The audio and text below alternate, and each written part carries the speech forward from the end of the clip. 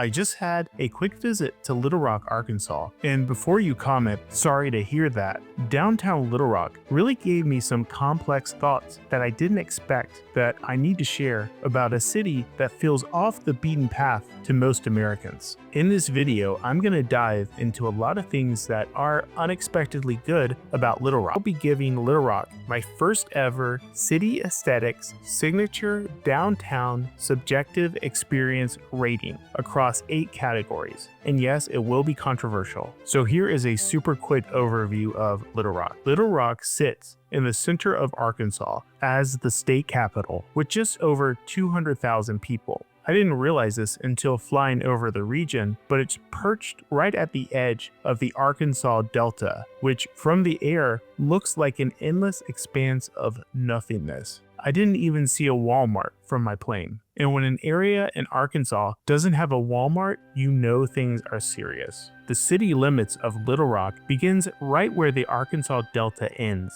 and the city itself stretches in a straight line towards the Ozarks away from the Delta. Downtown is the starting line of that race, with the Arkansas River anchoring it to the north. Alright, let's dive into this downtown, starting with the good. Downtown Little Rock has a robust orthogonal grid that, like the city itself, is longer in the east-west direction. Main Street cuts north-south through the middle, and Capitol Avenue runs east-west. The axis ends right at the west side of the Capitol, which is a strong visual move. There are these interesting pockets of historic areas and different kind of neighborhoods distributed throughout the downtown area, which keep things interesting. Like this neighborhood right here, which is full of beautiful historic homes. I really enjoyed walking past these Victorian houses and seeing all the lovely details on these buildings. Really nice stuff.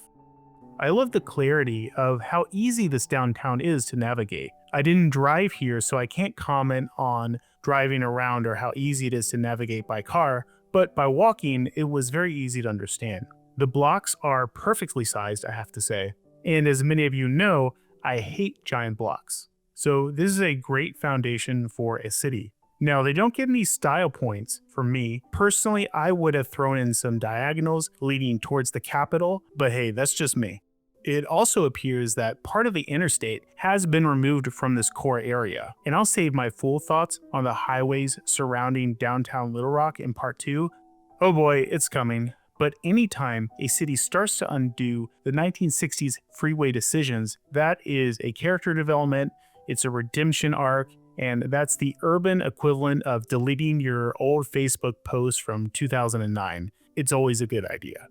The mighty Arkansas River borders the north side of downtown, and surprisingly to me, has a great park running along the length of the river. It's not a park like you see in many places where it's just a grassy lawn that they call a park. This is actually a very well landscaped park. Now, I didn't get to spend too much time there to really dive into the details, but looking at pictures and videos and talking to people that live there, it looks like there are some great paths for walking and biking in different sized gathering spaces. I'm honestly pretty upset I didn't get to explore more of it. Looking at the core area of the downtown, Little Rock has actually maintained quite a few of its historic buildings on Main Street and surrounding the Main Street area. These buildings from the 1920s, 1930s, 1940s was really when American architecture was at its peak. There are so many great storefronts, and not to be ominous again about the bad section, I'm just talking about the architecture and the buildings themselves. But the buildings themselves are very lovely, they're very well detailed, and I really am glad to see so many of them still around. I spent some time in the River Market area. It might be described as a tourist area, but considering I was probably the only tourist there, it felt more like a local place than a lot of tourist districts that I've been to, which sounds like an oxymoron. There's this weird irony with tourist areas in pretty much all cities. They're supposed to show what that particular city is like, as if you were to go there, you would find the spirit of Little Rock or whatever city you go to. Maybe you're in San Antonio and you go to the Riverwalk. That's where you expect to find the genus loci of San Antonio. These kind of places are usually filled with chains like Bubba Gump or rainforest cafe if you're lucky. So while the buildings might be very unique and you want to go to that city to see that particular building or that particular space, but everything feeling that space is actually very cookie cutter, and a lot of the local places can't pay the rent in those places. So it becomes this kind of cookie cutter parasite inside of your city's most famous buildings, making the most unique area of your city feel very ununique. But here in Little Rock, it feels a bit different. And to be frank, I don't think the owners of Bubba Gump even know this little area exists. So that's probably why they haven't gone in here. But this little area has managed to remain very local and authentic, albeit it's a very small area. So yes, maybe this is where you find the spirit of Little Rock. And personally, I found it at Gus's Famous Fried Chicken. Pretty good place.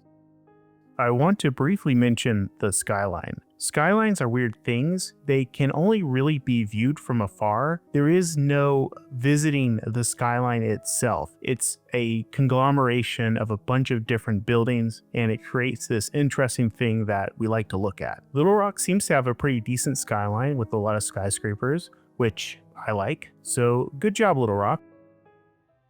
Alright, so I assume this is what you all really came here for. It's not all good in the River City. While Little Rock does have a lot of great historic buildings, it has the same problem that many Sunbelt cities have in the US, which is that they gutted so much of their downtown in the middle of the last century. Check out this image from the 20th century and just compare it to today. So many buildings with beautiful details have been lost to time forever. Buildings like this just won't ever be built again. And look, I get it. These are old buildings that are expensive to retrofit to meet today's office standards. And converting them to apartments is actually very tricky for a variety of reasons, especially with new plumbing, mechanical systems. A lot of different utilities would need to go in to make these buildings work for residential. So what did they demolish all these amazing buildings for? Parking, of course.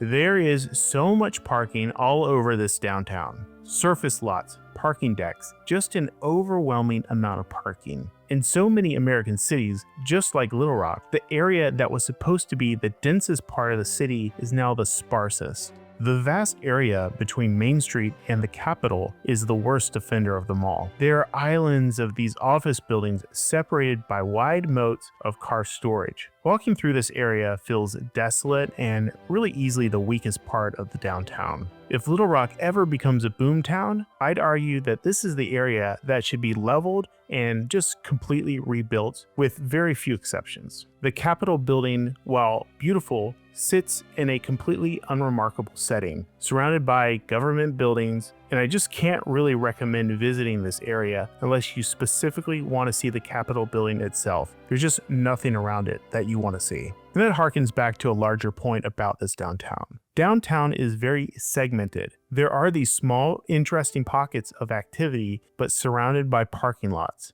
like the Market Street area that I mentioned before, and this really beautiful historic neighborhood. There are these really interesting bits of life, but they really just don't connect in any cohesive way. Hopefully these areas in between these islands of activity get filled in at some point in the near future. And one thing that makes me really sad, the Main Street area, this is the core of the city and it is so lifeless. When I was there, it really reminded me of what cities looked like during the early part of the pandemic in 2020. I was shocked by how few people were out on a night at 6 p.m. I don't know why this is the case here, but oh boy was it empty. I mean, I just felt like I was about to see a tumbleweed come past me. Another major pet peeve of mine is the highways surrounding this downtown. Like I mentioned earlier, I appreciate that some on-ramps have been reduced, but it's still heavily hemmed in to the east and the south by highways. I don't know why every American city has to be sentenced to 7 decades of solitary confinement.